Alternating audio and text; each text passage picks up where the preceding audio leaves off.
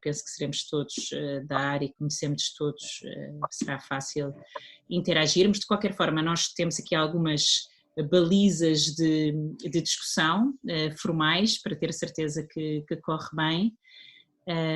Temos a Raquel Viula, que é a gestora da Património.pt, que muitos de vós conhecem, que está no símbolo património.pt, que quer manter-se praticamente incógnita, já está ali, e que fará aqui a gestão de todos os participantes, portanto estão todos sem som, por defeito, e quando entrarmos na parte do debate será dada a oportunidade de vos ouvir. Eu vou apenas introduzir os nossos convidados sem descritivo de quem são, porque é conhecido toda a gente e porque tivemos o cuidado de colocar a bio na apresentação deste debate, e vou lançar uma pergunta muito simples para os nossos convidados debaterem entre eles. Se for necessário, é que eu farei a moderação desse debate, não será necessário, e vamos aceitando questões que queiram colocar pelo chat. Portanto, pelo chat podem ir colocando questões, nós vamos tomando nota dessas questões e poderemos ir colocando à medida que o debate se vai desenvolvendo. Depois da intervenção dos nossos dois convidados, haverá a possibilidade de quem quiser poder colocar questões diretamente aos nossos oradores convidados, identificando-se, se faz favor, e colocando perguntas o mais objetivas e concisas possíveis para darmos a oportunidade de todos aqueles que quiserem poderem efetivamente participar.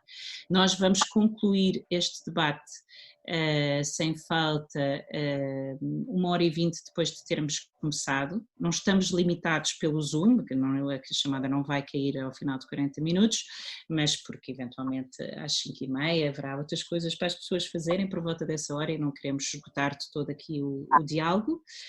A única questão que, para além destas formalidades, é de facto importante é ter presente que, seguindo e respeitando os estatutos da Património.pt, nós não estamos interessados minimamente em fulanizar, nós estamos interessados em debater ideias, debater estratégias, à longue durée, se quiserem, e não as personagens que vão fazendo parte desta história do património cultural, mais antigas ou mais atuais. E pedia que tivessem isso presente para podermos ultrapassar questões que são apenas do dia-a-dia e que não têm um caráter estruturante para o nosso setor.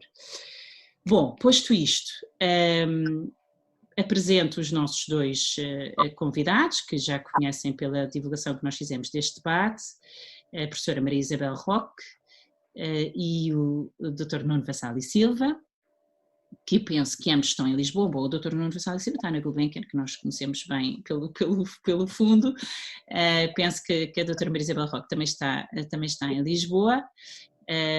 Eu estou a falar, tenho que fazer essa promoção de Vila Nova da Baronia, Alvito, no coração do Alentejo, a tentar respirar com o calor que aqui está, mesmo sendo uma casa de taipa, e agora com os nossos convidados presentes, novamente um olá a todos os que estão aqui conosco.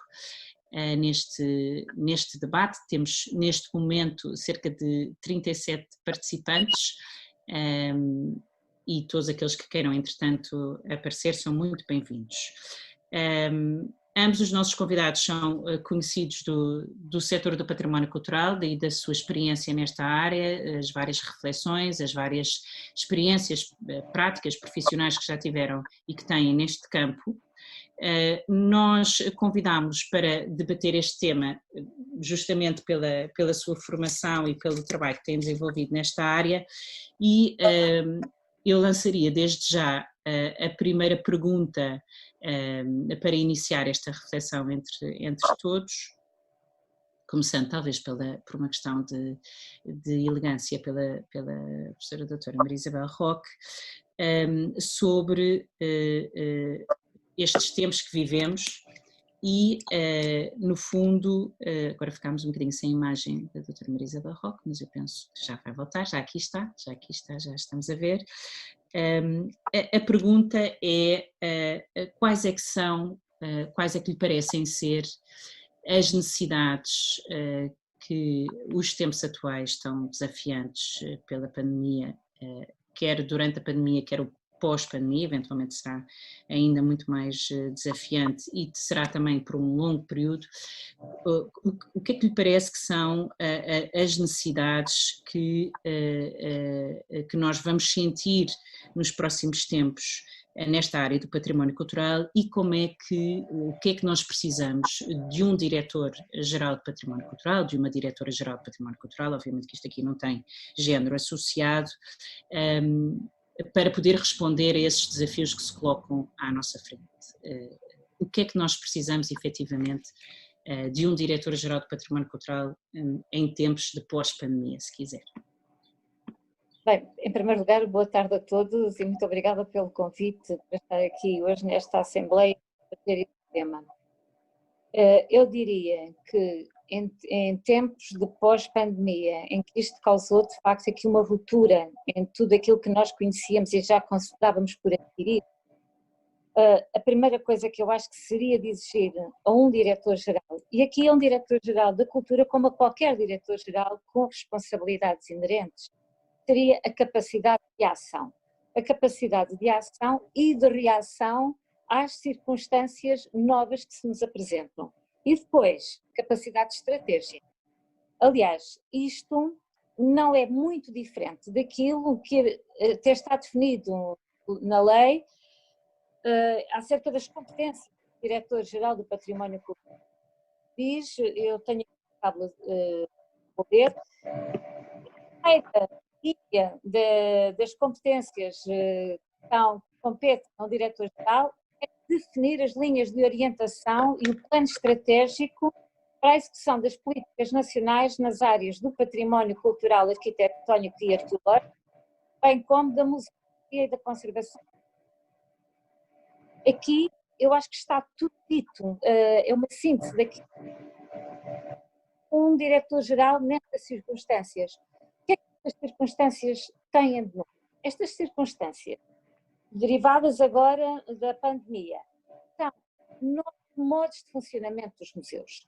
Os museus, de repente, viram-se obrigados a abrir as portas com cuidados acrescidos em termos de higienização, mas também em termos de orientação e de controle público, viram-se obrigados a diminuir o público dentro das salas. Isto será mais preocupante e mais preocupante nos museus, mas depois é também a necessidade de dialogar com estes novos públicos, a estas novas, às novas maneiras como o público entra e está no museu, mas sobretudo, e isso foi uma abertura criada, obrigados a falar com públicos virtuais. E são estes museus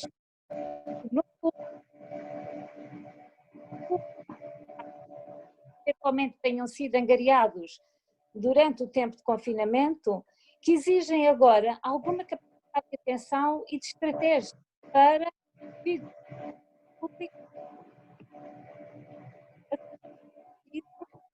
São relacionadas, e isso eu estava há bocadinho a ler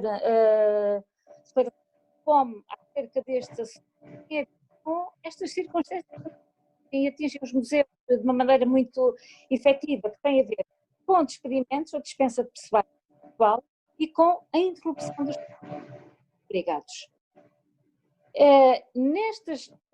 Atendendo a toda esta constelação de circunstâncias, o diretor-geral tem que ter, em primeiro lugar, diria eu, a capacidade de criar uma estratégia. Eu diria, e sem querer, como dizia há bocado a doutora Catarina Gonçalves, fulanizar esta questão, eu diria que isto tem faltado. E talvez seja essa falta aquilo que mais circunstancia a necessidade de atuação que nós sentimos hoje por parte de um diretor-geral do património. Não sei, doutor Nuno Vassal e Silva. Então, Sim. então, bom, boa tarde a todos. É um prazer enorme estar neste debate. Certamente mais por ter sido diretor-geral e ter essa experiência. Eu tenho, não sei se acompanho totalmente o que a professora Isabel Roque disse.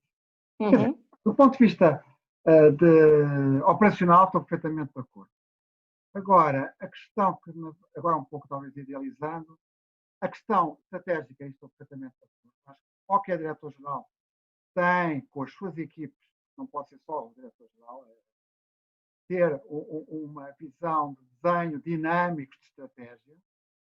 Não vou falar sobre o historial das estratégias do património cultural, mas esta pandemia, a crise enorme que criou e que estamos a viver, eu não quero dizer, é uma oportunidade que está muito banalizado, é algo que obriga-nos a refletir seriamente sobre a própria natureza do que é património cultural. Isto parece muito pouco prático, mas de facto o património cultural teve um alargamento do seu, estou a ver ali o Luís, um alargamento muito acentuado do que insere-se dentro do que é património cultural, e muito o que estamos a falar quando falamos da pandemia, estamos a falar do património, da vivência do património, digamos, material, de museus, de palácios, de monumentos, da incapacidade de podermos ir a bibliotecas, a arquivos. Mas, por outro lado, e acho que agora gostava de acrescentar um ponto de vista mais pessoal também, é que a questão deste debate, que em termos de pandemia, que perfil para um diretor-geral de património cultural, vou explicar nisso, é de facto uma oportunidade agora de pensar profundamente o que é exatamente o que é o património cultural e quais as políticas de património cultural. Isto é, se eu estou a tentar ser claro, por mim às vezes é muito difícil, é uma noção exata dos caminhos que tem que seguir e o que é, de facto, como eu referi, quais são os limites da actuação. Porque neste momento, o diretor-geral do património cultural, do ponto de vista operacional, e acompanho o que disse, vai ter que ter um poder, uma capacidade até sob a tutela para garantir o financiamento da estrutura que está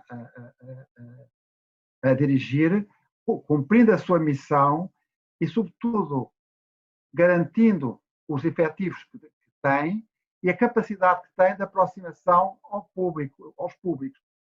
Públicos que agora se tornaram cada vez, como nós reparamos, do ponto de vista, e falo por experiência até aqui na Fundação, cada vez uma dimensão digital que está a criar, a ser cada vez maior, quase criando um mundo paralelo.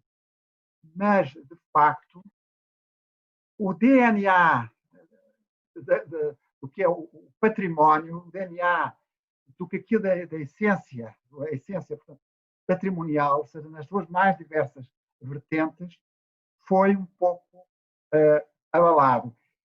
No sentido que se havia elementos que estavam a desviar o nosso olhar, estavam a desviar a nossa atenção, o nosso discurso sobre o caminho, o traçado, no fundo, estamos a falar de estratégias, estou de acordo, para o património cultural, após o que está a suceder, e isso não me parece agora ser tão facilmente possível. Mas, do ponto de vista operacional, uma das grandes dificuldades que tem, nós sabemos, há uma que é básica, elementar, que é reabrir os espaços culturais quando os meios são muito poucos e muito difíceis, conquistar a confiança dos visitantes, estou a falar do património material, estou a falar de museus, monumentos, e desenvolver e conquistar todo esse novo público, que é um novo público, surgiu um novo público, mas que usufrui o património e as atividades culturais digitalmente em casa. Agora, o sentido de usufruto coletivo foi quase que cortado. E isso é algo que é bastante preocupa-me bastante e creio que é uma das preocupações maiores do Diretor-Geral do Património, da tutela, mas sempre visto, como uma equipe. Toda a equipe da DGP, da Direção-Geral, dos museus, monumentos. Mais agravado ainda, se posso falar desse, não vou falar de ruído, mas com esta, vou ser um bocadinho político, mas temos que ser, com a lei, ou projeto, a lei da autonomia dos museus, que de algum modo responsabiliza, pode servir um pouco para responsabilizar os diretores dos monumentos, palácios e museus sobre uma dinâmica e pôr um pouco sobre eles, não digo que esteja a acontecer, pondo sobre eles esta reconquista de públicos, mas sobretudo esta releitura não é? Este renovar do olhar sobre aquilo que é verdadeiramente essencial. Eu não sei se fui claro, o que eu quero dizer é que esta a pandemia e este corte que foi físico entre as pessoas e o património material também, nas várias dimensões e as escavações de quilómetros, tudo o que foi cortado, o que está em suspenso, saber exatamente voltar ou procurar o que é a essência e o que é aquilo que é de facto mais importante.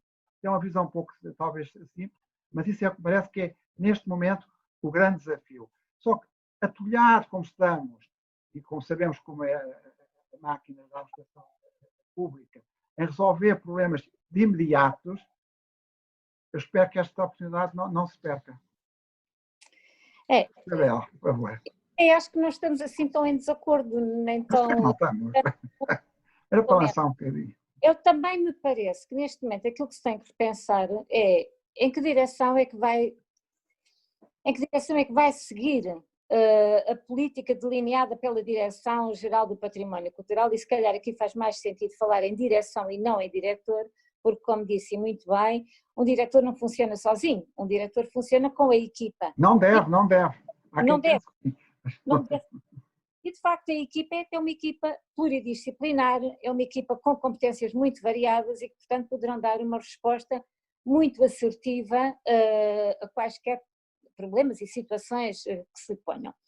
Neste momento, aquilo que é necessário definir, neste momento, enfim, em qualquer momento de decisão em relação ao património, é decidir a orientação dessa política. Se é uma política orientada para dentro, e, portanto, muito centrada apenas no património, ou se é uma política centrada também nos públicos. E quando eu estou a dizer orientação de políticas, isto não quer dizer que uma seja exclusiva ou a outra. Acho é que tem que se equilibrar estas duas políticas. Equilibrar a conservação, a preservação do património, a gestão do património, mas permite o acesso desse património aos públicos, e públicos que são cada vez mais variados. Já vem vindo, enfim, faz parte de estudos sobre duas maneiras de entender a fruição do património, mas é certo que a política do património tem sido ainda muito centrada na preservação, porque é o mais imediato. Preservado, não há um património para ser divulgado. O que é certo é que aqui também entram depois questões relacionadas com o orçamento de que a Direção-Geral dispõe para fazer face a todos estes desafios e a estas duas políticas. E, portanto, em termos mais imediatos, aquilo que é necessário é garantir a gestão corrente e é necessário depois acudir a algumas situações de restauro e de conservação que também são prementes. E com tudo isto, a ligação e a comunicação do património a esses públicos fica muito negligenciada, talvez.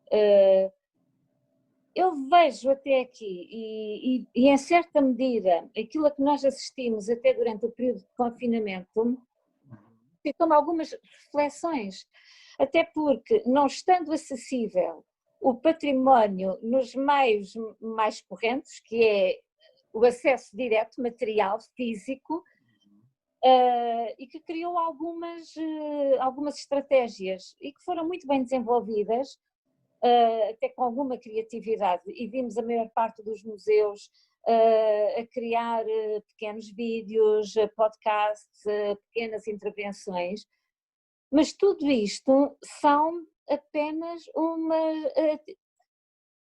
ações reativas, se é que se pode dizer desta maneira, ou seja, uma reação do momento àquela circunstância específica.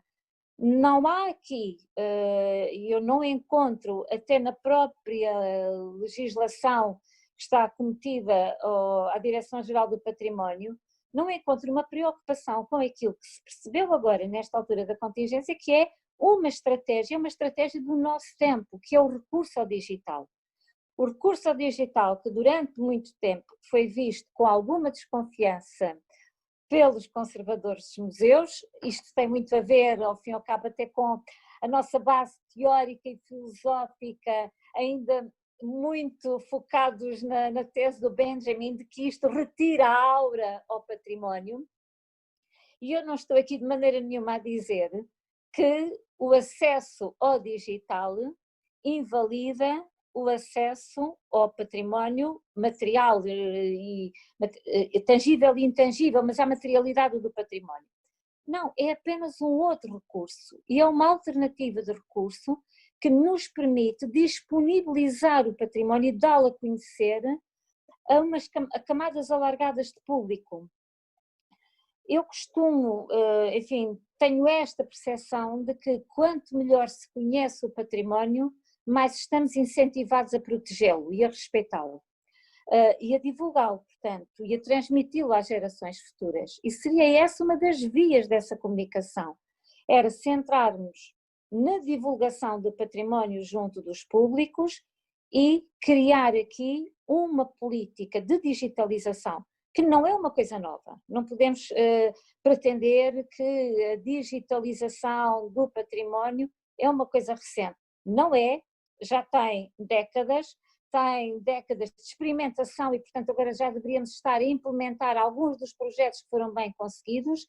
Aquilo em que nós estamos ainda muito focados é nesta adesão ao digital apenas como recolha de dados, organização de informação, mas não ainda do ponto de vista da divulgação, da criação de estratégias comunicacionais dessas informações para públicos alargados. E aqui, quando eu digo públicos alargados, digo também públicos diversificados, porque uma das vantagens que tem a digitalização ou a comunicação, ou melhor ainda, a mediação do património através de suportes digitais, tem a ver com a diferenciação da informação e com a segmentação da informação, criando uma informação mais lúdica ou mais informativa, mais descritiva, mais analítica, para atender aos variados públicos, às variadas camadas etárias de público, com as variadas literacias dos públicos, às aptidões e competências dos vários públicos, e nisso é talvez aquela grande oportunidade que eu vejo aqui em risco de se perder. Nós já estamos a perder no sentido em que já estamos bastante atrasados nesta política da digitalização do património, e acho que aqui recolhemos alguns indicadores que apontavam para a sequência de uma política ou da determinação de uma política que englobasse também esta tecnologia e que não está a ser aplicada. Aqui foi muito falada a questão de que houve de facto um crescendo de público para as visitas virtuais aos museus, os vídeos dos museus, e que depois isso decresceu, mas temos que ter em atenção que, por exemplo, o Museu do Louvre teve, durante este período, tanto visitantes virtuais como teve visitantes reais o ano passado.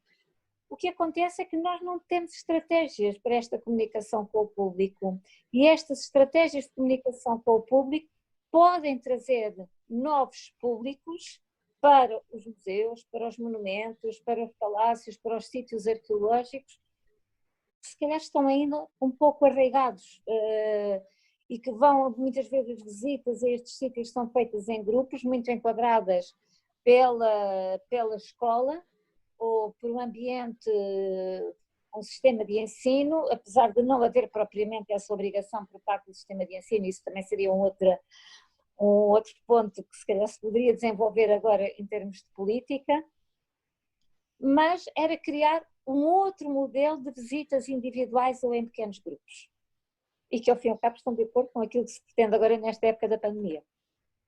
Deixe-me só aqui introduzir uma questão a ambos os nossos convidados. A doutora Maria Isabel Roque está, no fundo, a falar de uma oportunidade que nós temos agora com esta pandemia de conquista de novos públicos via digital, e eu pergunto, e tentando voltar também à questão, sendo certo que, no fundo, está subjacente àquilo que a doutora Maria Isabel está a dizer, que há uma necessidade de competências digitais na equipa que possa estar à frente do setor do património cultural, da política do património cultural, mas pergunto eu se não há também aqui uma outra oportunidade, que é o facto de não termos o grosso daquilo que são, vou utilizar termos eventualmente chocantes para alguns, aquilo que é o grosso dos clientes do património cultural, que são os turistas estrangeiros.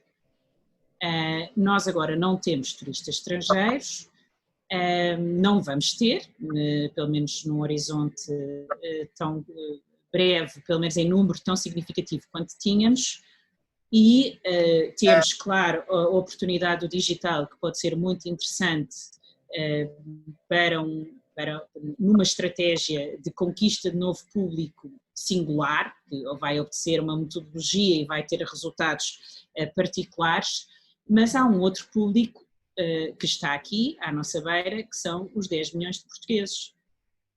E pergunto eu, e voltando à pergunta aqui do nosso debate, quais é que são as competências e o perfil que um diretor-geral, uma equipa de direção-geral de património cultural tem que ter para olhar para estes 10 milhões de portugueses, menos a comunidade escolar, porque o grosso das visitas dos portugueses é feita em visita de âmbito escolar. Essa, por um conjunto de razões, também está relativamente posta de lado em número significativo, e portanto como é que nós chegamos a todos os outros portugueses que na sua maioria não frequentam, não consomem património cultural, sendo certo que existe aqui um vazio de concorrência neste momento de oportunidades na qual se inscreve para quer não, são mais adeptos do património cultural, não é essa dimensão. Para aqueles que não são, é uma oportunidade de lazer como outra qualquer. Como é que nós chegamos a esse grande catálogo, esse grande grupo de potenciais consumidores nacionais que simplesmente não veem sequer o património cultural com o qual se cruzam na rua? Que competências é que a Direção-Geral tem que ter para atender a este público?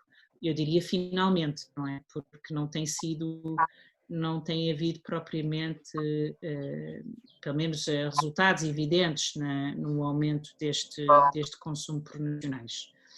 Dr. Vassal e Silva.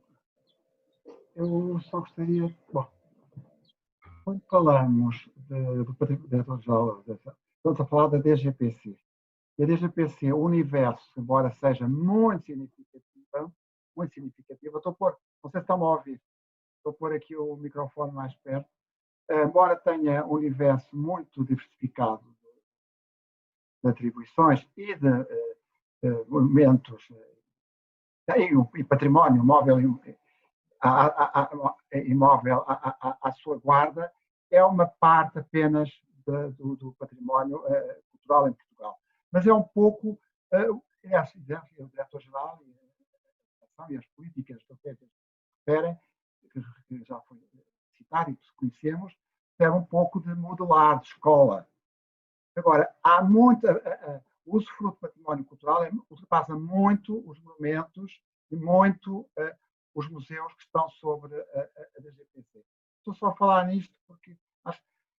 E, de facto, a questão que foi colocada pela professora Roque, que a questão do digital, que estamos um pouco atrasados, mas Portugal foi dos pioneiros com a Europeana, por exemplo, agora só dar um exemplo, e o Google Art tem tido uma aceitação muito grande entre nós, e que concordo que tem sido utilizado como um recurso, concordo, estamos todos, a única forma de nós chegarmos aos públicos, já que houve um corte até violento dentro de famílias, houve com a vivência patrimonial e dos espetáculos também, e das performativas e tudo. A questão que se pôs também, antes de voltar, é também que, quando alguém falava não digo de ruído, mas um deles foi uma grande visão do património através das suas capacidades de atração turística.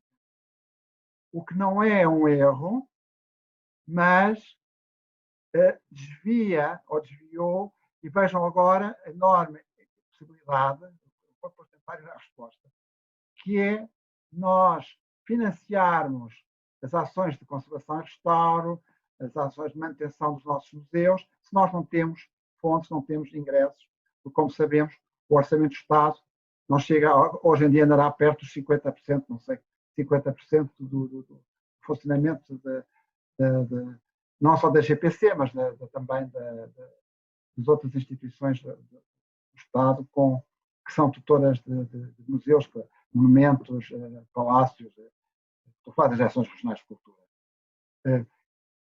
E, é como refere, há um desafio para tudo, que não é só para o património, que é conquistar ou procurar os nossos compatriotas, ou os habitantes em Portugal, não são portugueses, não quero entrar nesta, para usufruto, mas passa por vários aspectos. Um imediato, que é a conquista da confiança. A conquista da confiança. E creio que essa confiança, eu não sei, os centros comerciais vão abrir, penso eu, fica bem a dizer que não sou frequentador dos centros comerciais, por acaso não sou, acho que vão abrir agora em junho. E vamos ver como é que vai ser a reação. Acho que para nós, agentes culturais, tem algum interesse. Para já conquistar a confiança que são locais seguros que eu posso usufruir. Sempre foram locais de refúgio. De algum modo, eu penso, não posso lembrar da data, mas os locais de património sempre foram locais de refúgio perante a velocidade imensa dos tempos. Estou sempre a citar o António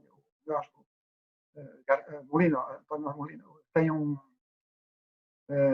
texto lindíssimo sobre o museu como um espaço de reflexão, um espaço... António Munhoz Molina, peço desculpa. De quase de isolamento, não é, de confinamento, em relação ao ruído externo. Mas uma política, agora houve um debate, e que houve sempre, que há anos e anos sempre falhou, na minha opinião, que foi a relação escola com o património. A relação escola com o património foram constituídos desde a República grupos de trabalho, da Primeira República quase grupos de trabalho, muitos foram mais recentes, as reformas foram há pouco tempo.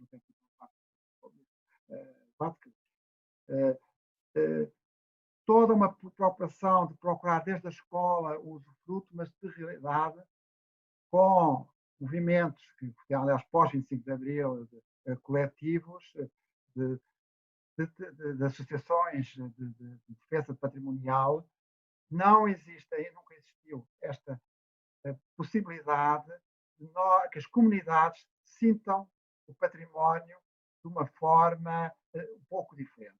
É muito fácil e é bonito dizermos que o património pertence à comunidade. As comunidades,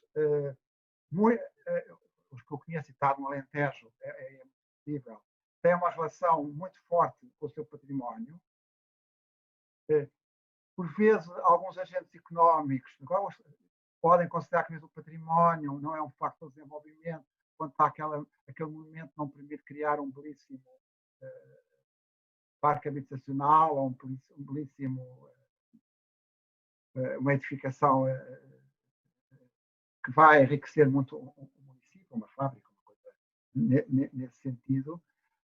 Mas, sobretudo, voltamos à questão da estratégia, é que, na realidade, o usufruto do património cultural é ainda um pouco, continua a ser muito elitista.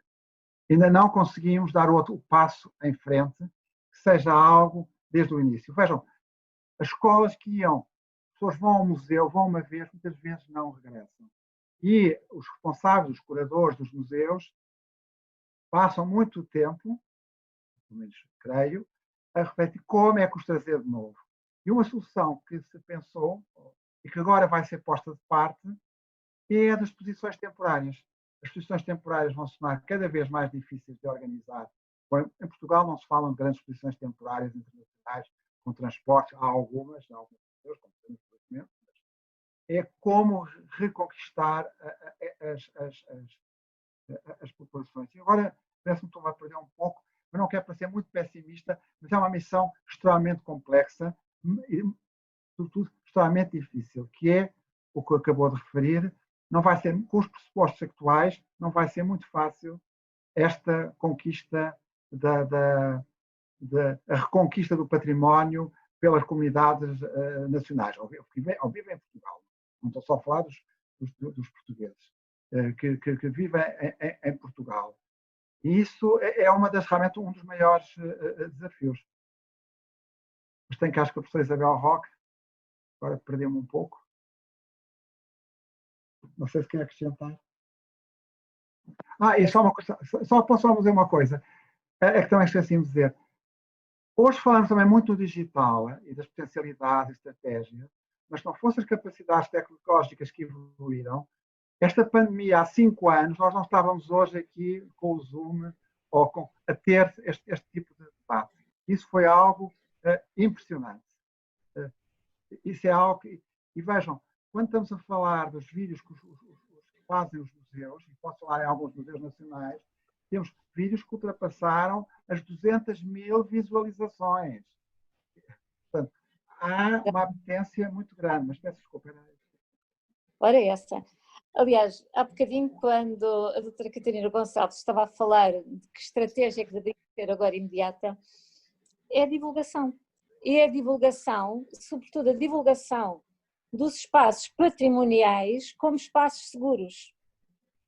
Curiosamente, eu vi há bocadito aqui no Facebook a divulgação de que o Turismo de Portugal estava a classificar os museus como espaços seguros para ir. A verdade é que, ainda por cima, e eu agora aqui vou particularizar muito estas circunstâncias, nós estamos à beira do verão, estamos todos com imenso calor e com imensa vontade de ir para a praia. As praias estão a ficar reduzidas, ou pelo menos com acessibilidade condicionada. Se calhar podemos ir usufruir dos museus com espaço, enfim, com ar-condicionado mais fresco, para compensar essas nossas idas à praia que não vão ser agora tão possíveis, e sentirmos, irmos apropriarmos desses espaços e fazer disso um hábito. E isto também, porque agora torna-se mais confortável irmos ao museu, porque agora já não temos a concorrência de todos os turistas estrangeiros que para cá vinham. É claro que isto não acontece com todos os museus, é claro que isto que em Portugal não temos, enfim, aquelas multidões que se aglomeram em alguns museus que nós vemos lá fora, sobretudo em algumas salas, e todos nós sabemos que não há ninguém a ver a Mona Lisa, porque a sala da Mona Lisa está cheia de gente, mas cá eu também confesso, eu já tentei entrar por vezes em alguns monumentos em que a fila para entrar era tão grande que eu desisti. Portanto, se calhar agora eu tenho essa oportunidade de reapropriar-me desses espaços para os visitar com alguma calma, com alguma serenidade, ao meu ritmo e com a disposição de reflexão que estes espaços habitualmente nos convocam. acho, e aqui eu gostaria muito de sublinhar um ponto que eu há bocado falei, dizendo que isto deveria ser uma análise e que depois também falou nele, que é a relação entre o património e a educação.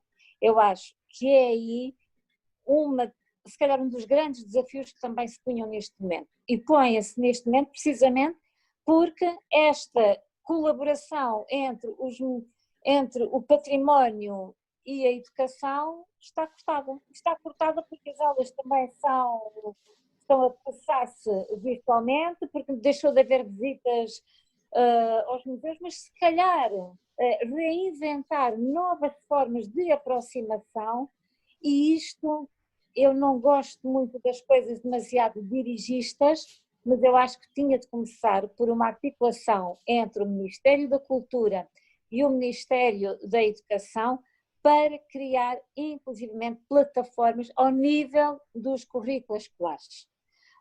E que houvesse uma componente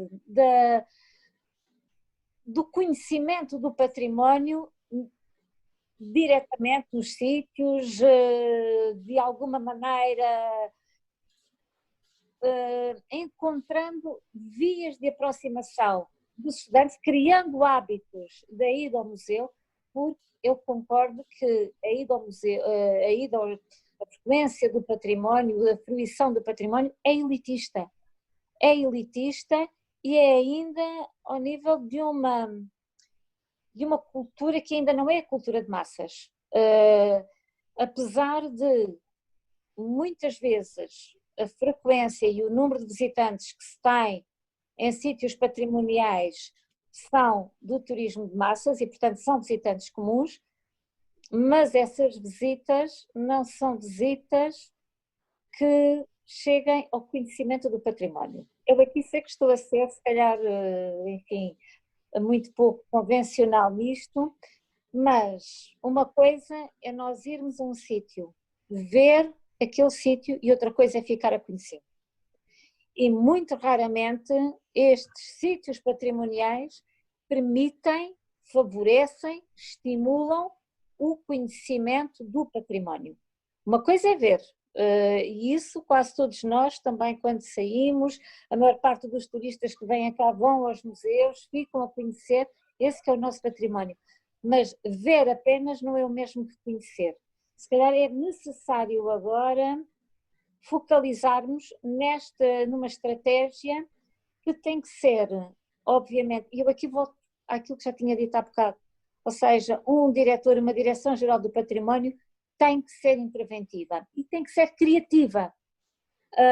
Não podemos ir buscar fórmulas do passado, temos que criar agora aqui novas formas, porque as circunstâncias são outras.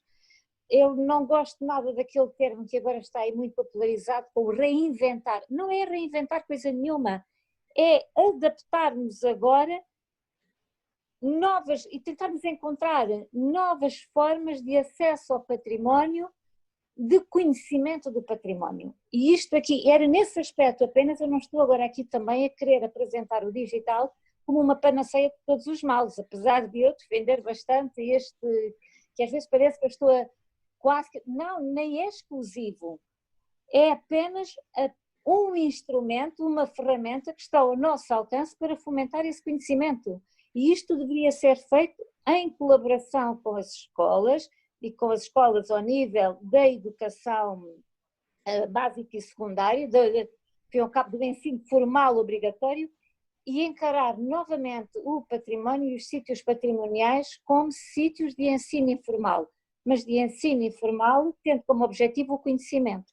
E mais uma vez, vendo aqui o conhecimento do património numa perspectiva da preservação do património, da preservação do conhecimento associado ao património.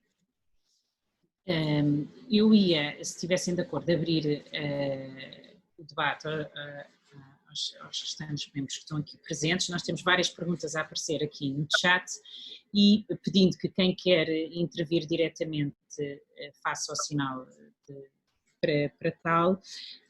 Sintetizava um bocadinho os comentários que estão aqui a aparecer e que são de duas naturezas. Uma Nós estamos a falar de oportunidades que a pandemia gerou, oportunidades via digital de conquista de novos públicos ou dos mesmos públicos, não sabemos de facto, como um dos intervenientes referiu, e também de conquista de um público nacional de uma forma que ainda não sabemos, com uma estratégia que ainda não sabemos qual é que possa vir a ser. Algumas das perguntas que estão a ser geradas via chat têm a ver com a estrutura que consegue dar resposta a essas oportunidades. Portanto, voltando, como é que uma DGPC atual, tal e qual como ela existe atualmente, pode dar resposta a essas oportunidades que temos à nossa frente, e eu recentrava no tema do nosso debate, que não é a DGPC, e não conseguimos debater aqui a necessidade eventual de reestruturação da DGPC, ou se esta é uma oportunidade de reestruturação da DGPC, vamos concentrar-nos na equipa de direção.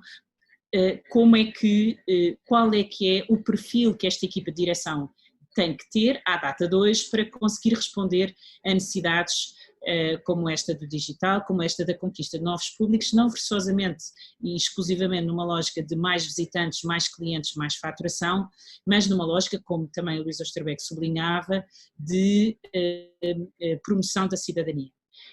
E, portanto, de ponte direta com a educação, como também a Maria Isabel Roque já referiu. Portanto, qual é que é o perfil que o diretor-geral e a sua equipa, né, pensando que uma pessoa não consegue, como dizia o Dr. Vassalio Silva, responder a todas estas oportunidades e necessidades, qual é que é o perfil que este diretor-geral e a sua equipa têm que ter à data de hoje para poder responder a dois desafios como estes que nós aqui identificámos e atender a todo o cumprimento das outras prerrogativas que estão subjacentes à função do diretor-geral, como também a Sofia Costa Macedo sublinhava no seu comentário.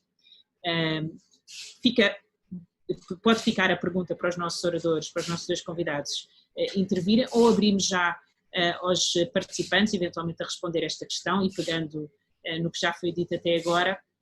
Não sei se o Dr. Vassalio Silva e a Dra. Maria Isabel Roque querem dizer alguma coisa em particular relativamente a este ponto, ou se abrimos aqui aos vários participantes que já manifestaram o desejo de intervir. Abrimos, vamos para a democracia pura. Pode ser um bocadinho ditador.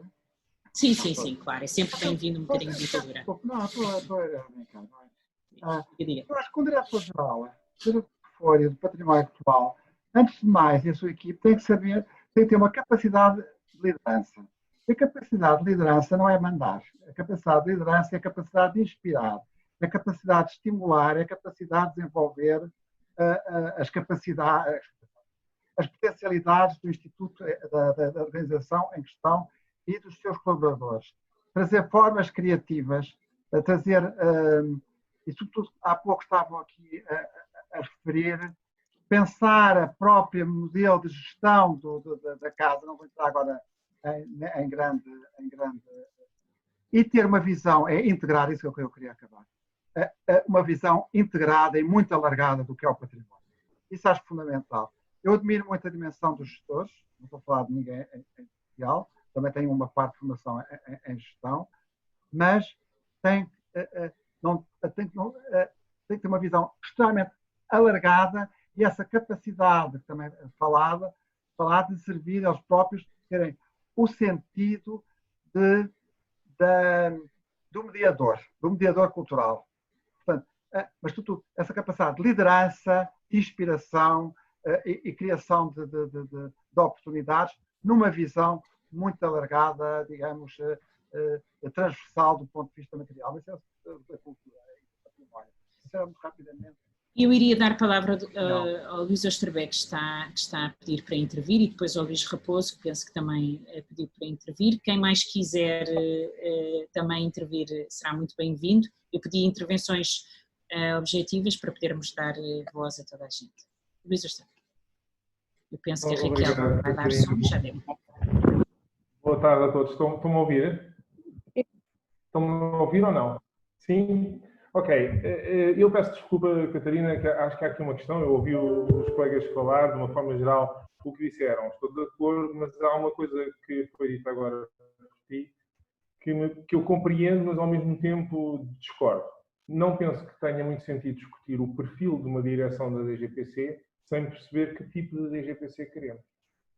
O modelo de DGPC que nós temos, da minha interpretação, foi perdendo um conjunto, à medida que foi afirmando a autonomia do campo do património na máquina do Estado, foi perdendo o cordão umbilical que tinha na origem com a educação. Isso teve um lado positivo, sem dúvida nenhuma, que foi o reforço precisamente da máquina da cultura, mas perdeu um planeta que era o planeta da educação. E a cultura, quando está sozinha, quando só tem de pensar na sua esfera específica de competência, pouco mais pode fazer do que conservar o património. Quer dizer, quando se sai para além da esfera da conservação, sentido lato do termo, com tudo o que ela implica, incluindo a investigação, obviamente que entramos ou na esfera da comunicação, ou na esfera do turismo, ou na esfera da educação, e esta penso ser a realidade que nós temos hoje. Para a configuração que temos hoje da máquina do Estado, o melhor diretor-geral, para além de todas as competências, como agora dizia o Nuno Salva da liderança, etc., que são aplicáveis à DGPC, mas também seriam aplicadas à EDP, ou à Mersan, ou a outra entidade qualquer que tenha vida.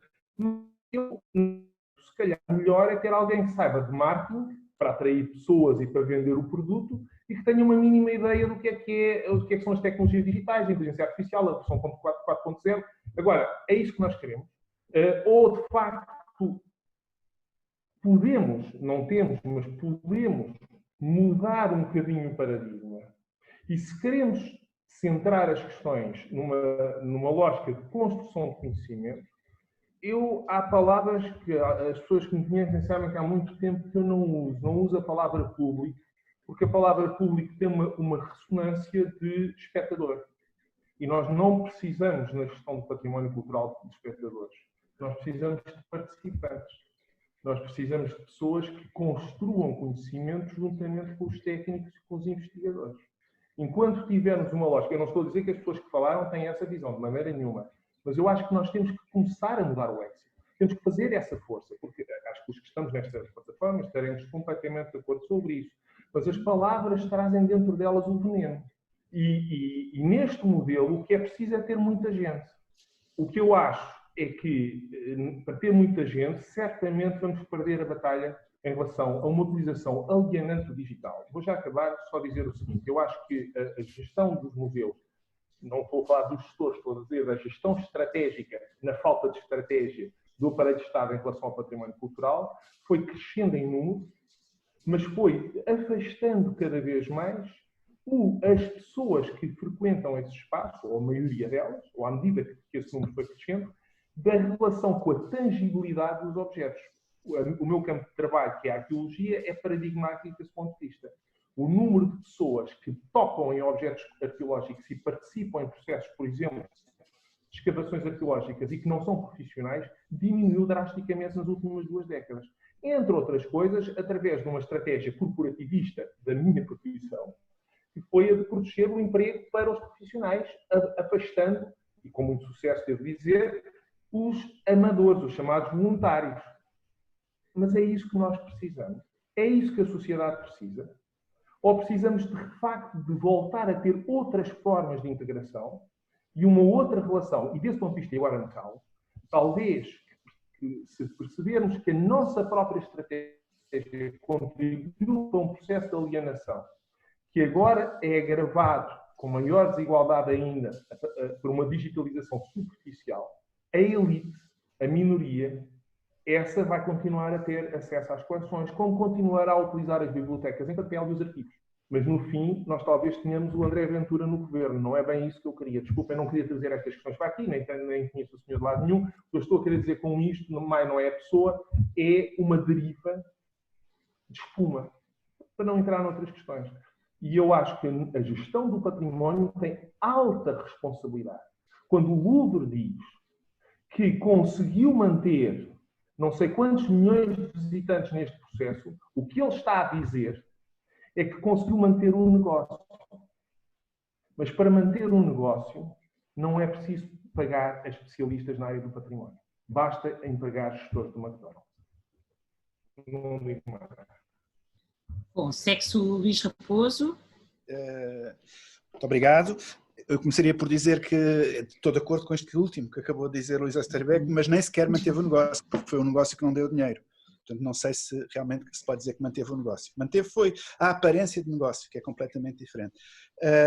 Bom, eu penso que nestes debates, para já estou de acordo com a grande maioria das coisas que foram ditas por colegas que muito estimo, estejam ou não de acordo, e foi, aliás, uma das coisas que foi muito dita, eu pegaria por aí, é que nós ainda vivemos em ambiente muito elitista no património cultural, na relação do cidadão com o património, das pessoas com o património cultural. E isto é totalmente verdade.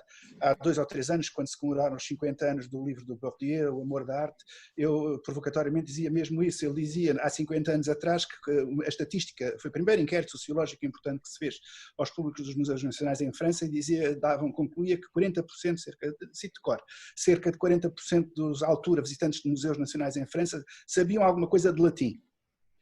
O que revelava, evidentemente, o elitismo extremo em que se vivia. Ora, hoje em dia tenho a certeza que 80% dos visitantes dos museus nacionais sabem inglês, quando nem sequer 20%, não chega a 30% da população portuguesa sabe inglês. Portanto, o elitismo continua a existir. E mesmo nestes nossos debates, porque a realidade do património cultural português está muito para além daquilo que se diz aqui, de DGPC e tudo isso. Há cerca de 4.500 monumentos classificados em Portugal, a maior parte são de domínio privado, são detidos por privados. E depois daqueles que são públicos, a maior parte são municipais.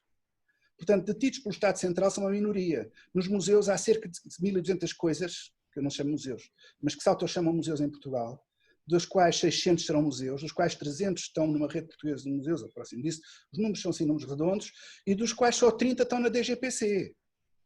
Portanto, quando a Catarina dizia no início que os clientes dos museus são os turistas estrangeiros, é um erro absolutamente crasso. A maior parte daqueles que frequentam museus em Portugal e monumentos em Portugal são portugueses. Só que não constam das estatísticas nenhumas, porque não estão introduzidos no mercado. E esta é outra questão muito importante. Eles ainda vivem o património de uma lógica diferente daquela que vários autores, desde o Adorno, dizia, o fetiche da mercadoria, já vem desde o século XVIII e desde Marx no século XIX, mas depois a escola de Frankfurt, que fala muito na mercadoria cultural, e que mais recentemente o George Steiner fala no casino cósmico, ou na cultura de casino, não é? Portanto, a introdução na esfera do mercado do património cultural conduz, evidentemente, a um estreitamento muito do potencial da sua utilização comunitária e social, e também erros de paralaxe muito grandes que nós temos, porque só somos dados a ver aquilo que é contabilizado em termos de lógica de mercado. Felizmente que em Portugal, e agora nos momentos de crise é que se vê a importância do Estado, nós ainda não tínhamos chegado, exceto em casos como Serralves, ou os parques de Sintamontes da Lua, pouco mais, não tínhamos chegado a uma lógica de privatização, mesmo que pública, no sentido de empresas de capitais públicos ou com capitais públicos. Aliás, em Portugal é conhecido que o capitalismo quase todo vive à sombra do Estado e, portanto, no fim, no princípio, no meio, no fim, há sempre capitais públicos a manter o negócio, quase sempre, com exceção da indústria têxtil, das indústrias do calçado, certas indústrias que produzem bens efetivos e que souberam dar a volta. A maior parte na área da cultura vive à volta do Estado, do senhor Estado, do patrão Estado, do pai Estado, mesmo que pretenda ao contrário. E como é o caso desses que eu acabei de citar agora. Mas não tínhamos ainda, e não temos, e felizmente espero que nunca venhamos a ter, este sirva de exemplo, casos como o Van Gogh, como o Museu Van Gogh, ou mesmo o Prata nos últimos tempos, que já tinha 60% a 70% da receita originada a partir de lógica de mercado. E não é só bilheteira, claro, evidentemente. E qualquer museu que aceite fazer a lógica de mercado, se tiver bons quadros à frente, faz melhor do que os privados. Porque tem matéria-prima melhor, tem os edifícios melhores, tem a centralidade toda, tem tudo para poder ser um bom negócio. Só que os profissionais dos museus, os políticos, finalmente, o povo e os políticos em cada país devem, na minha ótica, exigir mais do património do que simplesmente rentabilização mercantil.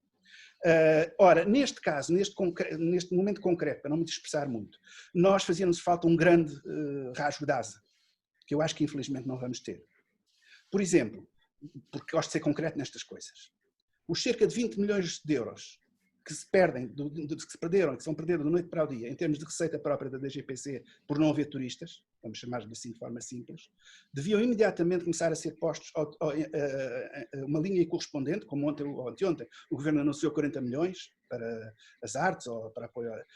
Esses 20 milhões, eu não pedia mais do que 20 milhões postos à disposição como uma linha do Governo para compensar essa perda, não dos museus da DGPC, mas do conjunto do património cultural português. sob a forma de verificação de públicos. Eu não gosto da palavra público, também estou de acordo com o Luís Osterbeck, mas enfim, sai-nos muitas vezes alargamento de públicos. Na mais humilde aldeia até ao grande museu de cidade. Linhas que fossem conduzidas para trazer os portugueses aos museus. Investimento nessa área. 20 milhões.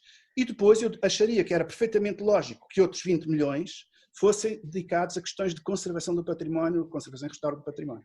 E se a DGPC cumprisse estas duas missões, com 40 milhões, era digamos, tiraríamos partido da crise em sentido benéfico. Porque eu acho que finalmente para os museus na Europa, exceto esses casos muito especiais dos museus que se renderam às leis do mercado, esta crise vai ser benéfica. Ao contrário dos Estados Unidos, onde se pensa que um terço dos museus não vão sequer reabrir, não é? E de alguns outros países, e na Europa também alguns museus desse tipo vão ter grande dificuldade em sobreviver. Por exemplo, o Parque Sintra de Montreuil já teve uma estratégia muito boa, muito inteligente. Aliás, não é uma questão de inteligência, é uma questão de política.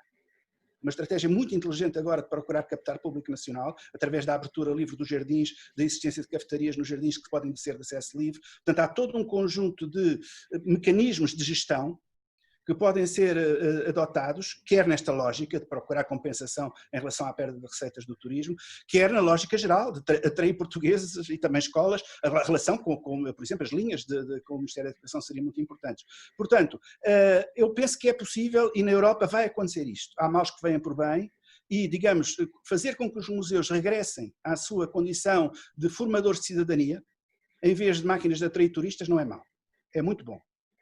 Como dizia anteontem, citava-se num artigo já antigo, mas celebrava-se o Ribeiro Teles, o arquiteto Ribeiro Teles, os museus, e o Nuno Vassal e Silva é um dos pontos que concordamos imenso, nós discordamos neste, concordamos completamente, dizia também isso quando passou na Direção-Geral, causou grande escândalo na altura, porque até era um governo mais de direita e, portanto, a lógica podia ser outra. Ele dizia que há que distinguir património do turismo, são coisas diferentes. Claro que evidentemente há sinergias a tirar delas. Eu não ataco, não atiro uma única pedra aos turistas, eu também sou turista quando vou ao estrangeiro e de massas, muitas vezes, em alguns casos que visito Éfeso, etc, sítios todos assim clássicos do Próximo Oriente, a maior parte deles visitei-os como turista, de pacote, não visitei como arqueólogo, com colegas, assim, também fiz essas visitas, mas a maior parte não foram dessas, não é?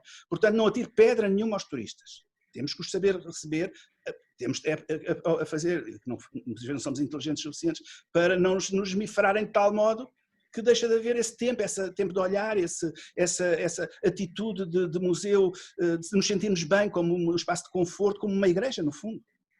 Não é?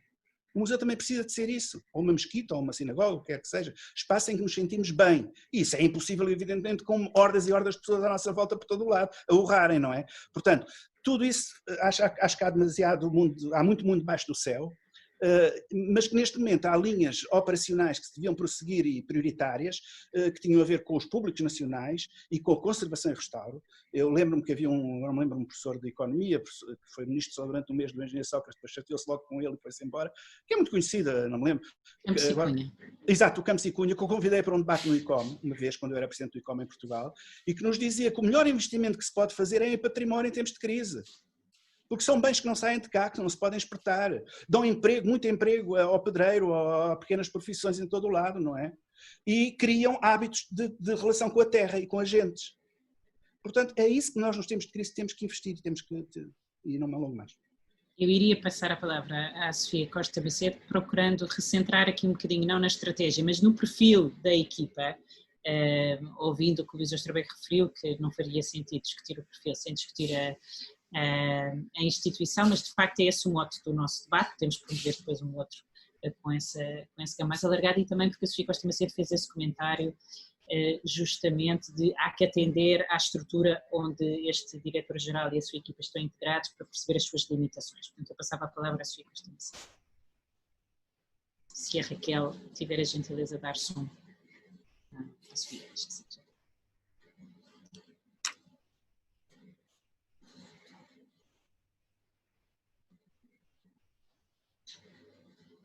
Não tem som. Pois, não sou eu. Exato. Não, Sofia não tem som. Se calhar são os auriculares. Ninguém está a ouvir a Sofia, não sou eu. Ninguém está a ouvir a Sofia. Está toda a gente a dizer que não. Sofia, então enquanto se calhar tentas resolver, acho que é isso que estás a dizer. Exato. Então Ah, não, já tens. Já tenho, agora já tenho. Sim, Olá, boa tarde a todos. Interessante esta iniciativa. Obrigada à Spir, à Catarina, à Raquel por estarmos todos aqui, entre colegas. Luís Raposo, muito obrigada pela caracterização do universo. É sempre importante caracterizar o universo. De facto, os sítios que estão afetos à Direção-Geral do Património Cultural são uma minoria naquilo que é o imenso património cultural no país.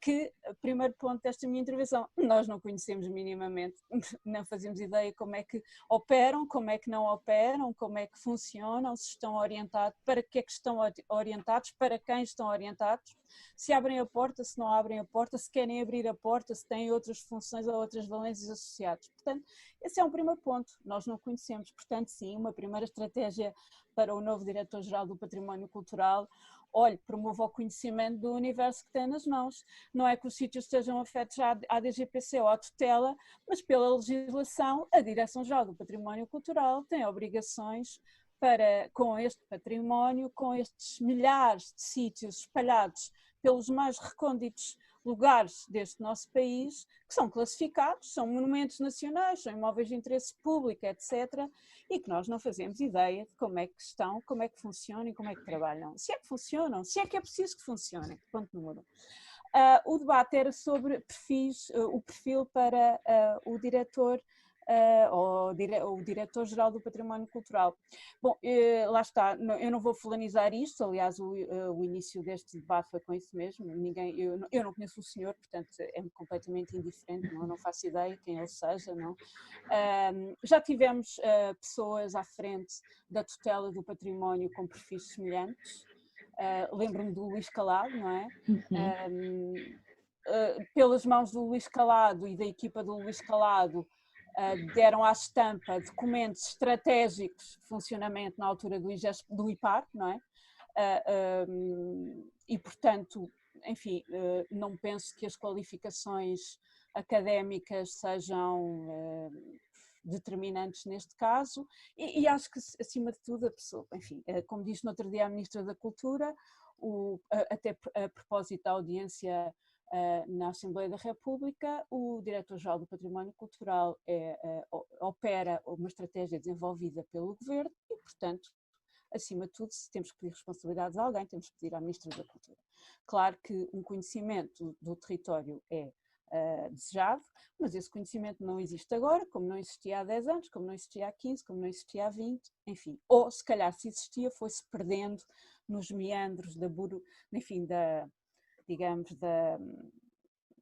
da máquina, eu não diria burocracia, porque não sei se é o termo certo, mas da máquina do património cultural. Portanto, um primeiro conhecimento, sim, não só do funcionamento, mas das condições, das estruturas, das pessoas afetas, das pessoas não afetas, sobre aquilo que é este nosso grande universo. E depois concordo em absoluto com o Luís Osterberg quando diz há bocado, sim, temos que voltar àquilo que o John Scofield diz, os feelers, não é? Aqueles que sentem e não só aqueles que pensam o património. Este processo de institucionalização do património cultural, desde há um pouco mais de 40 anos, levou a isto, levou a um certo afastamento do cidadão comum da sua esfera patrimonial, e penso que essa poderia ser outra linha interessante de aplicação na estratégia da DGPC. Há muito tempo que, enfim, as associações lutam por um cantinho, não é, naquilo que são a definição das estratégias para o património em Portugal. E é agora que precisamos dos cidadãos, ou que os cidadãos são, digamos, mais bem acolhidos, que poderíamos eventualmente encontrar também aqui caminhos interessantes para o património. Portanto, um debate sobre património cultural, sobretudo um debate sobre conceitos, falou-se imenso aqui em museus, e mesmo assim, com todas as devidas precauções, os museus mesmo assim têm algumas estruturas que apoiam a tomada de decisões que os monumentos e os sítios não têm. literalmente não tem, e nós falamos isso com conhecimento de causa no âmbito dos trabalhos que fizemos no inquérito aos monumentos em Portugal, aos monumentos nacionais em Portugal. Portanto, mesmo assim há algum apoio para o património cultural em Portugal, ou para os sítios e monumentos. Enfim, essa estrutura de apoio é francamente diminuta. E essa também pode ser um ponto importante, uma certa, digamos, não sei compor isto, não sei qual a palavra certa, mas a tentativa de encontrarmos aqui caminhos em que todos possamos falar a uma mesma voz quando falamos de património cultural. E não quer dizer com isto que não discordemos ou que não temos, ou que não tenhamos opiniões diferenciadas, mas pelo menos sabermos como estamos e como nos comportamos em termos de património cultural e em termos das pessoas a quem queremos chegar ou a quem chegamos efetivamente, o que é que elas pensam. Não há inquéritos às práticas culturais em Portugal, não há, enfim, há um conjunto de ausência de dados que seguramente terão influência na definição das políticas públicas, penso eu, não é? Ou seja, quando eu vou abastecer a minha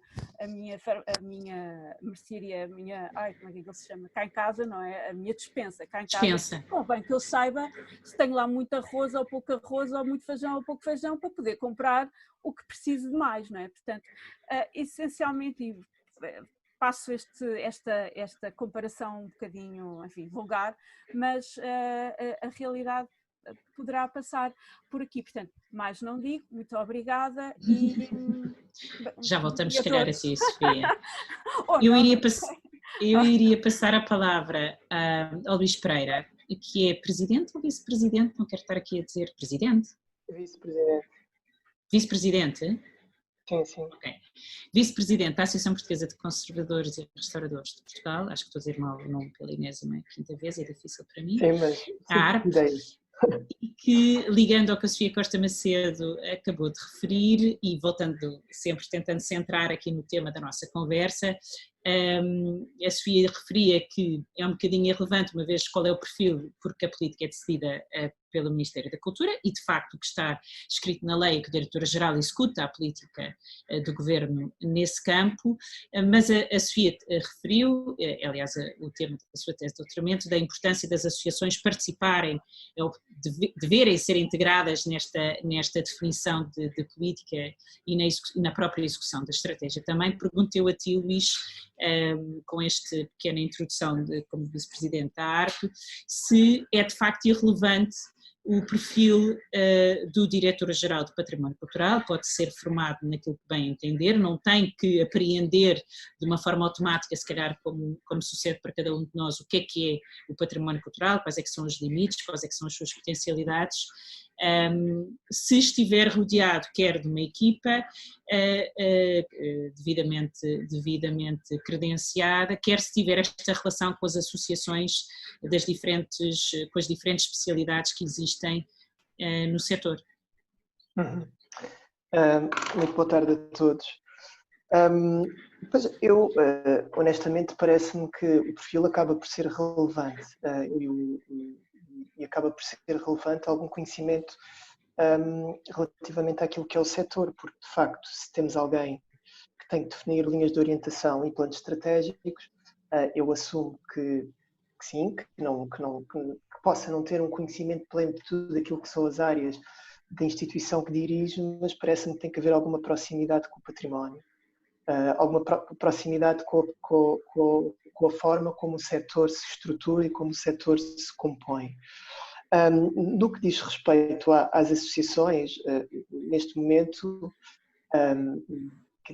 não há uma política de, pelo menos naquilo que é a nossa experiência, e apesar da ARP ter assento na secção de conservação, de património material e museus, mas na verdade aquilo que me parece a mim é que desde há muitos anos para cá que o papel das associações de influenciar aquilo que possam ser políticas na área do património se vem perdendo e se vem esvaziando. Aliás, o Luís Raposo tem escrito muito sobre isso e basta fazer a comparação entre aquilo que é a Lei de Base de Patrimónios de 2001 e o que existia antes, em que de facto havia mesmo previsto a participação das associações na área do património em órgãos consultivos, de forma a haver uma auscultação permanente do setor. Neste momento isso não existe. Portanto, acho que esse, sem dúvida, é uma das lacunas, é uma das falhas do nosso processo, daquilo que vem sendo o nosso processo de desenvolvimento enquanto democracia, é que, no que diz respeito ao associativismo, o associativismo ainda, o associativismo perdeu o fogo, tendo em conta aquilo que era o primeiro momento e que foram os primeiros anos após termos saído da ditadura, e de facto a tendência tem vindo sempre a piorar. Aliás, salvo erro, e partindo de dados que existem, se em 90 tínhamos próximo de 7 em cada 10 portugueses estavam afastados daquilo que era o movimento associativo, neste momento, em 2010, ou seja, passados 20 anos, esse número subiu quase para 9. Portanto, há uma grande dissociação das pessoas do movimento associativo, mas que também, para mim, parece-me que tem a ver com aquilo que é a valorização que o próprio poder político confere ao movimento associativo. E, portanto, na área do património, isso parece-me daquilo que é a experiência da Associação Profissional de Conservadores Restauradores de Portugal. Não há um auscultar, não há uma aproximação, não há qualquer vislumbre de capacidade de influenciar. Voltando só um pouco atrás, muito também daquilo que eu pretendia frisar acabou por ser dito pelo Luís Osterbeck e pela Sofia Macedo. De facto, este é um momento, sem dúvida, para repensar o património, modelos para o património, mas nós, ao repensarmos os modelos, ao repensarmos as estratégias para o património, temos inevitavelmente que repensar as instituições. E eu sei que esta é a instituição que temos, mas assumindo que é uma crise que vivemos e as crises permitem precisamente fazer este exercício de reflexão, o que me parece a mim é que esta estrutura que existe, a Direção-Geral do Património Cultural, que tem uma lógica subjacente, que foi uma lógica de concentração de poderes, de competências, é um modelo que não me parece que esteja de todo preparado para fazer frente ao que aí vem, e é um modelo que também me parece a mim que falhou. Só para termos uma ideia, na Direção-Geral do Património Cultural acabaram por desaguar, isto só tendo presente do século XX, portanto instituições desde o início do século, acaba por desaguar naquilo que é a DGPC, o que foi o IPCR, depois o Instituto Português dos Museus da Conservação, o Instituto Português de Arqueologia, o IGESPAR, e desde 2012 a DGPC tem também competências que eram da Direção Regional de Cultura de Lisboa e Val do Tejo. Isto faz com que, quando nós vamos ver a portaria que define aquilo que é o modo de funcionamento da DGPC, encontremos 42 atribuições associadas à instituição. E ao seu diretor-geral, que tem como missão, de facto, definir as linhas de orientação, surgem mais 21 outras atribuições, entre as quais emitir licenças de utilização de detectores de metais. Portanto, o que me parece a mim é que, se de facto estamos a repensar o património, devemos repensar as suas estruturas. E também me parece a mim que um modelo assente numa lógica de concentração, um modelo que foi retirando autonomias a áreas bem delimitadas e que tinham orgânicas de funcionamento próprias, portanto, este modelo acaba por ser pior do que aquilo que pudesse ser um modelo mais assente em organismos mais leves, em lógicas mais descentralizadas e mais desburocratizadas. Queria também só deixar uma nota relativamente à questão do digital. De facto, parece-me claro que sim, que o digital é algo que veio para ficar, que marcou, mas também tenho algumas dúvidas qual é o real alcance, ou melhor, qual é a real capacidade de muitas instituições operarem esta transformação. Se nós pegarmos naquilo que são os dados presentes num relatório que foi produzido pela NEMO, portanto pela rede de organizações da área da museologia, o relatório, numa amostragem de 1000 museus, diz-nos que 40% dos museus têm menos de 10 pessoas. Portanto, museus com menos de 10 pessoas, ainda contra o que dizia o Luís Raposo, eu primeiro que tudo questiono de facto se pode chamar museus instituições com estas características. E depois, de facto, houve uma enxurrada de conteúdos, mas muitos dos conteúdos inundaram redes sociais, que é um meio legítimo e é um meio que também tem que ser trabalhado, mas uma das coisas que esse relatório também sublinha é que precisamente aquilo que eram os conteúdos com mais procura e que se tornavam mais apelativos para as pessoas eram precisamente aqueles que se posicionavam no âmbito dos conteúdos educativos, nos live streamings e nos iniciativas como estas de webinars e formação. Portanto, dar este passo e entrar na produção destes conteúdos implica meios humanos, implica competências e, de facto, se porventura as grandes instituições como o Louvre, como o Van Gogh, como o Guggenheim farão esta transição, enfim, com alguma naturalidade, eu tenho muitas dúvidas que a grande parte dos museus que sobrevivem com dificuldades e sobrevivem com estruturas muito reduzidas consigam fazer esta transição. Por último, queria só deixar também uma nota relativamente ao que se foi falando da necessidade de centrar novamente as questões do património orientando-as para a parte da educação. Eu acho que parece-me fundamental. Recuperarmos aqui um discurso associado ao património, o discurso associado àquilo que é o valor intrínseco do património, que se situa e que se posiciona muito na sua questão cívica, na sua dimensão educativa, pedagógica, e um pouco ao arrepio daquilo que vem sendo, o que foi sendo nestes últimos anos muito o discurso que foi sendo adotado, que foi no potencial económico do património.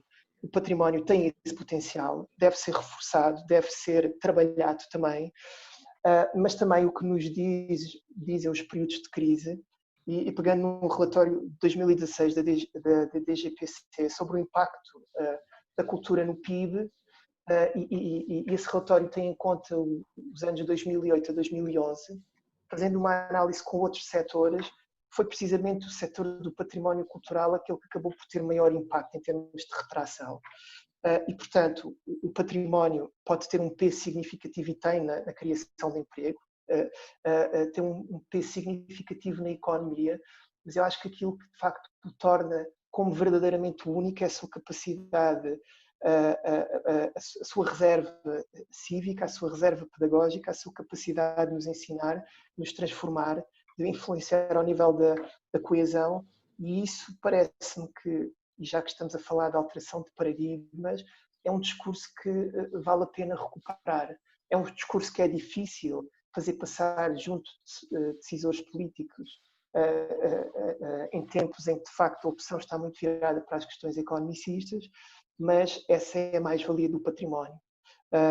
E, portanto, em jeito de resumo, de conclusão, mais do que se calhar neste momento pensarmos em perfis de pessoas, importa pensar a cultura, importa pensar as suas instituições e o percurso que vimos fazendo. Porque também há um outro elemento que me parece ilustrativo desta falta de rumo, desta falta de estratégia, é olharmos para aquilo nos últimos 20 anos que tem sido a quantidade de pessoas que foram passando pelo Ministério da Cultura. Estamos a falar nos últimos 20 anos, considerando os 2 secretários de Estado do governo de Passos Coelho, estamos a falar de 14 pessoas em 20 anos.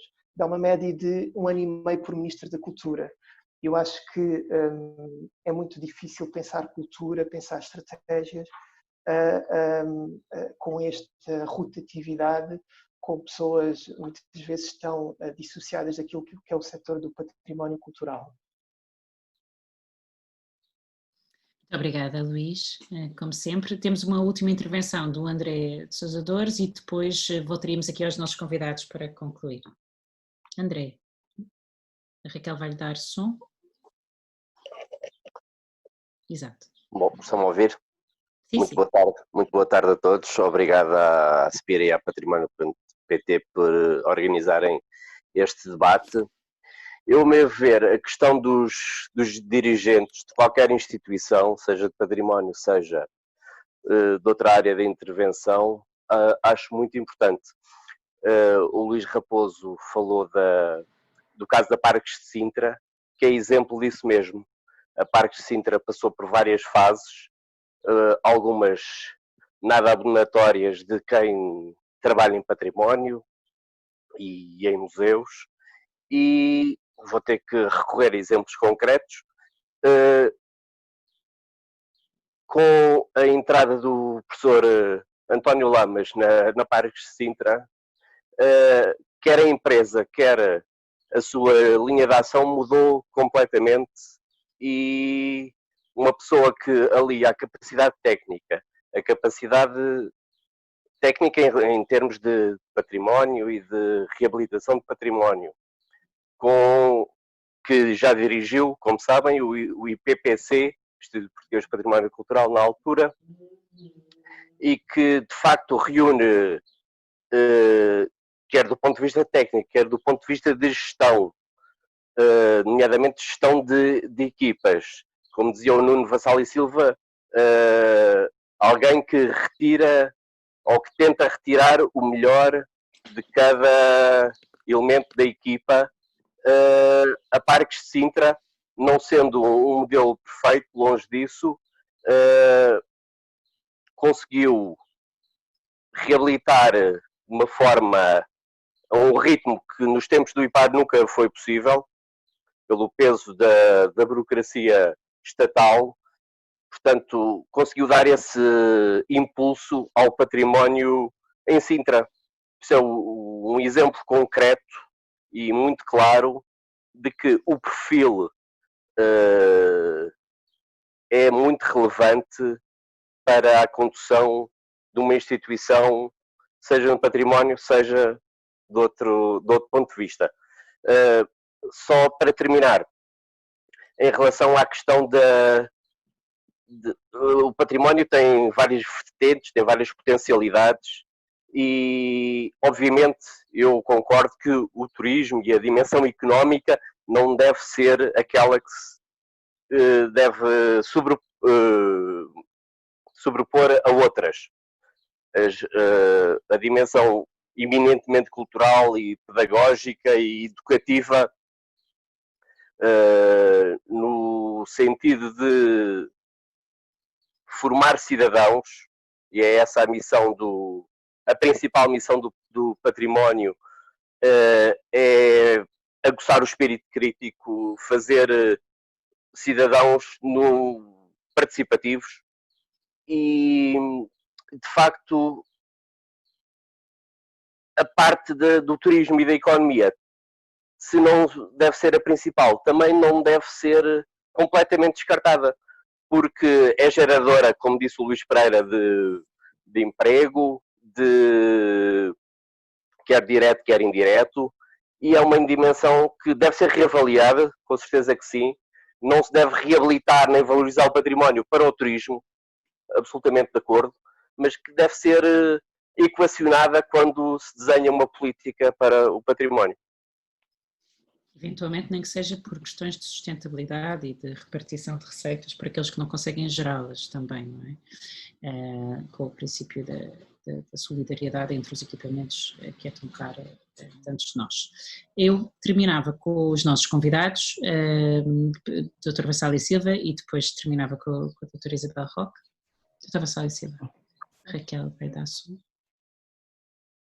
Em jeito de conclusão, acho que todos estamos um pouco de acordo, mas vou trazer um pouco a minha experiência pessoal. Muito do que foi hoje dito, e ali aqui, eu acompanhava até o momento quando entrei para o cargo de diretor-geral da DGPC. Depois mudei muito de algumas coisas, mudei de opinião. E o que me parece que a questão, por exemplo, eu percebo que o Luís Pereira tem sido muito criticado, vou ser rápido, tem a ver com a grande questão que estamos a debater. A DGPC hoje é um conjunto, uma massa de várias, que herdou de várias instituições, embora ela tenha um DNA muito claro, uma linha muito clara. Pessoalmente, até acho que a DGPC devia ter mais atribuições. Agora não fiquem, vou tentar explicar. Acho que as bibliotecas e os arquivos deviam estar sobre tudo alçada, com a mesma tutela para o património. No sentido em que, isso aí concordo, que deve ser totalmente revisto o que deve ser, o que é hoje a DGPC. Mas há algo que não pode ser isolado, que é a própria máquina, e falou bem, que é a própria máquina do Estado. Eu lembro-me que era a própria máquina, eu não tenho qualquer problema em referir isto, o Ministério das Finanças, eu sei que aos finais tempos da Troika, mas que sempre foi assim, muito habilmente, era quem quase que conduzia as possibilidades de investimento e de grandes trabalhos na própria da área da cultura. Isto é, a estrutura deve ser muito mais musculada. E no sentido que o Luís Pereira falou, que houve muitos ministros, isso nem pode não ser mau se houver um consenso e se houver uma instituição, em Portugal as instituições são frágeis, que as instituições tenham uma força, que possam ter uma força perante a sociedade, e como a Casa de Cidadania que referiu, que tenham essa capacidade, os governos, digamos, não é, mudam, mas os ministros vão mudando, mas as grandes políticas mantém-se, o que está sedimentado. Isso exige uma espécie de, agora falo de pacto, mas é um consenso alargado, no fundo o que estamos aqui a ter, que infelizmente parece que não temos. É sempre a necessidade de renovar. E para um diretor-geral isso é muito complicado. E só queria falar também, e dando capacidade, advocacy, o poder que possa ter ou não, e o perfil, é fundamental o perfil, e a equipe que pertence, e até a família, não vou falar do diretor-geral em particular, que era a questão de ter capacidade de influenciar também politicamente. Isso não é tão fácil na nossa estrutura, é só esse exemplo. E este tempo que estamos a viver, pandemia, permite-nos olhar mais a fundo sobre esta missão. Por isso é que este debate se torna tão importante. Obrigado. Obrigada. Essa referência à questão do peso político é sem dúvida importante, não tivemos tempo de equacionar aqui ao longo do debate. Doutora Maria Isabel Roque. Ora bem, até concordando, e acho que houve aqui algum consenso entre todas as opiniões, embora com alguns desvios, mas acho que fomos todos bastante consensuais, e creio que quase que se poderia resumir nisto, ou seja, um diretor-geral do património tem que ser uma pessoa culta no sentido de uma cultura do património.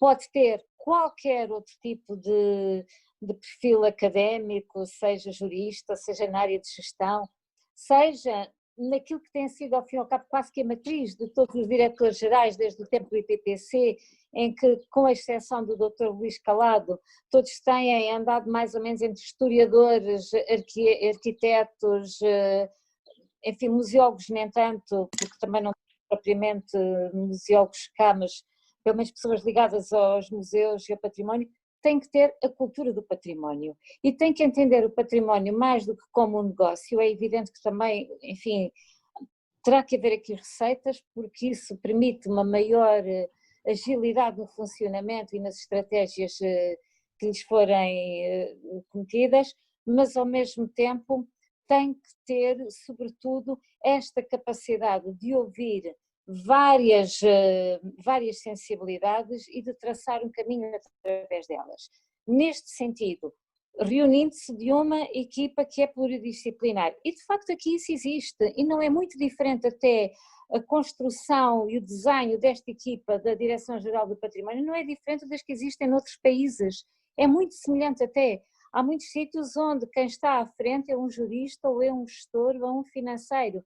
Depois o resto da equipa é que pode variar. Eu aqui se calhar noto, e houve aqui 2 arqueólogos a intervir, pelo menos que eu tenho identificado, mas uma das coisas que eu noto falta aqui nesta equipa da Direção-Geral do Património é precisamente o arqueólogo, não há aqui essa visão. Por outro lado, aquilo que acontece também nesta constituição desta equipa é que há algumas linhas de domínio do conhecimento relacionadas com o património, ou seja, há arquitetos formados em conservação e restauro do património, há historiadores. Aquilo que falta é a mediação cultural também, porque essa está ausente daqui. E todas estas fragilidades de que nós estamos a falar, eu aqui peço desculpa, eu não tenho, se calhar, participantes do património, ou fruidores do património, aquilo que nós vulgarmente chamamos de público, é este diálogo com estes públicos, e se calhar aqui eu vou pôr esta questão ao inverso, é tornar estes públicos em efetivos participantes do património, dando-lhes uma voz até na própria construção dos discursos que são feitos sobre o património.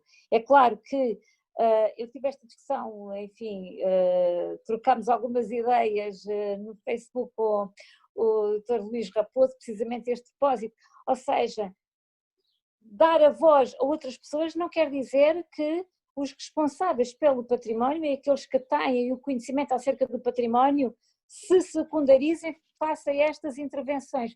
Não, conceder-lhes também algum espaço de participação de todos os públicos nesta apropriação do património. E é por aí que se constrói a nossa identidade cultural. Eu ia, se todos estivessem de acordo, concluir o nosso debate. Eu não sei se houve mais consenso ou mais discordância. Eu confesso que sou particularmente fã da discordância construtiva e, portanto, tudo ok, não procuro consenso, mas acreditamos muitíssimo nesta oportunidade de debater. Achamos que o património, a política patrimonial também se faz deste modo. Eu concluiria com a frase da doutora Maria Isabel Roque, que o perfil, retomando aqui o nosso tema, o que é o mais importante no perfil é ser uma pessoa culta. Não sei se isso torna o grau de exigência particularmente difícil nos dias de hoje e sobretudo no futuro. Eu acredito no futuro e na nova geração, terá uma cultura diferente de todos nós, mas eu acrescentaria uma pessoa bem formada, no sentido de ter sempre presente que gera um bem que não é seu e que está ao serviço de todos os outros cidadãos, portanto um perfil que tenha noção dessa imensa responsabilidade. Quero agradecer aos nossos convidados, a Dra. Maria Isabel Roque, Dr. Nuno Vassal e Silva, aos colunistas da Património.pt, que tiveram a gentileza também de estar presentes e de intervir, mais ou menos discordantes, e a todos os outros participantes deste debate. Espero que seja o primeiro de muitos e despeço-me até breve. Obrigada a todos.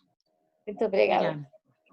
Obrigada à Raquel também, que esteve a gerir o debate. Está ali com P, não a vemos, parece que não está lá. Mas a Raquel é a pessoa por detrás da Património.pt, não sei se ela quer aparecer. É uma pessoa, não é digital, uma pessoa real, é de História da Arte também, e é quem gera Património.pt, portanto foi quem esteve a gerir todo este debate também. Obrigada, Raquel. Obrigada a todos outra vez. Obrigado a todos. Até já. Obrigada. Obrigada.